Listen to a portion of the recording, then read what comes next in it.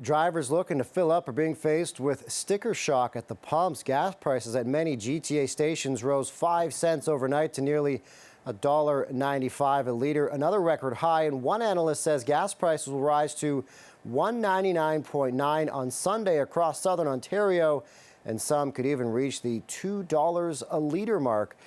Joining us live tonight with a look at this week's top business news is Bryan Borzykowski, business journalist and founder of All Caps Content. So, Bryan, $2 a liter. First, we heard it was going to be by the May long weekend. Now it could be by the end of this weekend. Is there going to be any relief in sight at the pumps? You can never predict gas prices, but I'm going to say probably not. In a couple of reasons. There's still a lot of geopolitical issues going on. We're still seeing, war in Ukraine, and that affects the supply chain and gas from Russia and causes, the oil market is a global market, so issues there affect prices at home. But the other thing is that we are going into one of the busiest times of the year for driving. It's the May long weekend is coming up. Summer is coming up, and typically in those months, in May and in June and July, you see demand for driving go up, demand for gas go up. That means prices go up. So until that is done, we may not see any relief. Now, this is a lot, and it's a lot because it's on top of other inflation. Food prices are high, so people are certainly feeling it. Yeah, so what's your advice to drivers here, or anyone, as you said, with so many things going up? We're driving a lot more typically in the summertime as prices are going up. What's your advice to help people save a little bit with everything else going up and just cutting away more and more of your paycheck?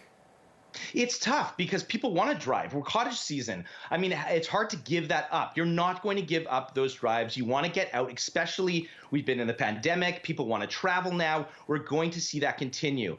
The best thing you can do is just watch your money. Set a budget. Create a budget if you don't have one. Watch it. Take some stuff out of one bucket and put it into another. It doesn't mean, you have to stay at home and do nothing. I wouldn't want to, say that people should do that or cut out their, coffees, those sorts of things. You just have to be more conscious of what you're spending and just make sure you're not going over that budget, more than you can handle. Yeah, definitely tough. As we talked about gas, food, clothes, a whole bunch of things going up, costing us a whole lot more. So Canada's labor market stalled even as the jobless rate fell. What's behind the slowdown here?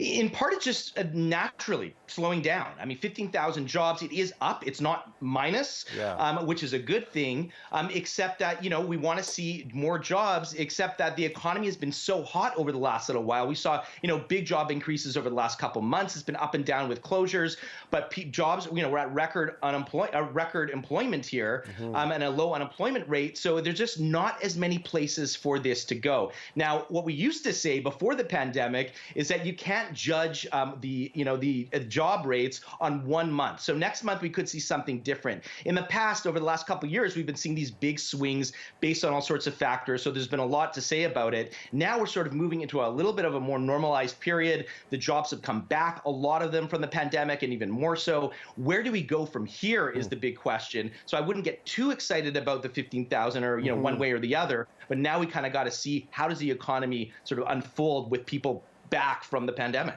Yeah, of course, it takes a couple months to make a bit more of a trend. Was it just a matter of analysts maybe overestimating, or is this potentially just a blip? They did overestimate about 40,000 jobs, they thought. So it could be a blip. We could see that come back. One thing that is a bit worrying is that full-time jobs were down about 30,000. We like to see full-time jobs. Economists want people to get employed permanently.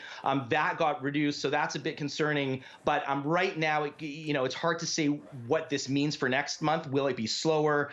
Don't know yet.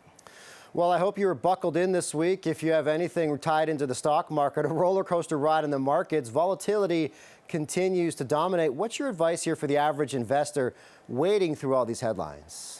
Yeah, this is a tough one because we've had a fairly good run. Even after we had 1 month in the pandemic, March 2020, that was bad. It's been pretty good. And now people are starting to give back some of those gains. There's lots of reasons why this is happening. But if you notice your portfolio is in trouble, don't panic. A couple things. Make sure you're diversified. A lot of companies that have done poorly are the technology companies that did so well over the pandemic. So if you're highly concentrated to technology, maybe, consider diversifying into other sectors.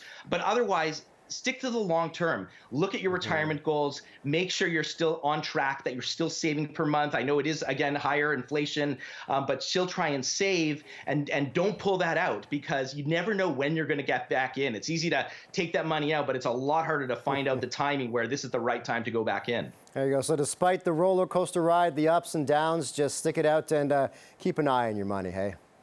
Yeah, that's it. I wish there was more we could say about that, but that's it. Just be careful. Don't panic. All right, great stuff. Thanks so much, Bryan Borzykowski, for joining us tonight. Thank you.